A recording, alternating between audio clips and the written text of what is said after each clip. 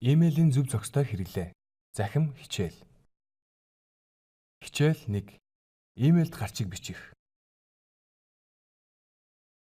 Имэйлийг зөв зохистой хэрэглэхийн тулд онцгойлон анхаарах 10 зүйлийн эхэнд имэйлд гарчиг бичих асуудал орно.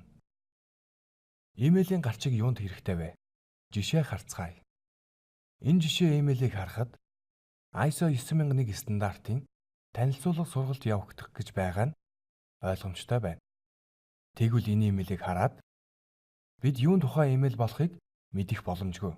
Гагц үв нийслэлийн татврын газраас ирснийг нь л гадарлаж байна. Харин энэ имэйлээс веб урлах үйлчлэгээ санал болгож байгааг нь ойлгож болох ч ямар компани байгууллага илгээснийг нь мэдэх тогтоох аргагүй байна. Өмнөх жишээнүүдийн дараа энэ имэйлийн гарчгийг харъя. Латин үсгээр бичсэн тул уншихад төвөгтэй байна. Дараагийн жишээ имэйлийн гарчиг бүгд асуултын тэмдэг болж хувирсан харагдлаа. Энэ жишээнүүдийг хараад та юун тухай имэйл ирснийг ойлгож байна уу? Бас энэ имэйлийн хувьд хэд урт гарчиг бичснээс агуулга нь бүрэн ойлгогдохгүй байна. Хамгийн ойлгомжтой имэйл энэ байна. Бид нээж үзээгүй боловч хэн юу санал болгосныг нь тодорхой харж байна. Эдгээр жишээнээс имэйлийн гарчиг хэр чухал болохыг нь мэдэж болно. Имэйлд гарчиг бичгэд юу анхаарах вэ? Нэгдүгээрт имэйлийн агуулгыг илэрхийлсэн оновчтой байх хэрэгтэй. Хоёрдугаарт маш товчхон байх хэрэгтэй. Хамгийн ихдээ 6 үгнээс бүрдсэн байхад болно. Гуравдугаарт нэг асуудлаарх олон имэйлийг илгээгч ба хүлээн авагч хоёр тал шошгож явуулах хэрэгтэй.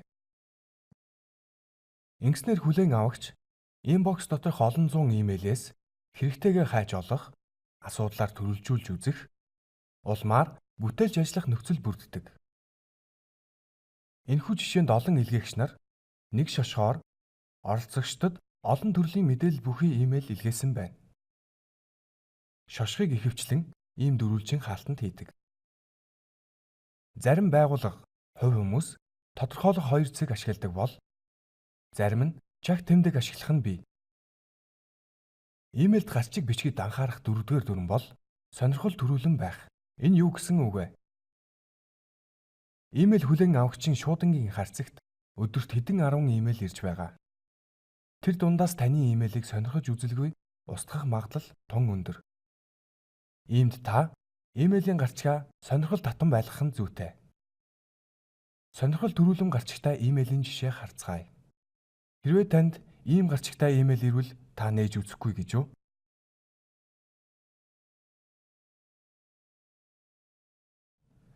Энэхүү хичээлээр бид имэйлд гарчиг бичгийн чухлыг болон гарчиг бичихдээ анхааруул зохих 4 зүйлийг авч үзлээ.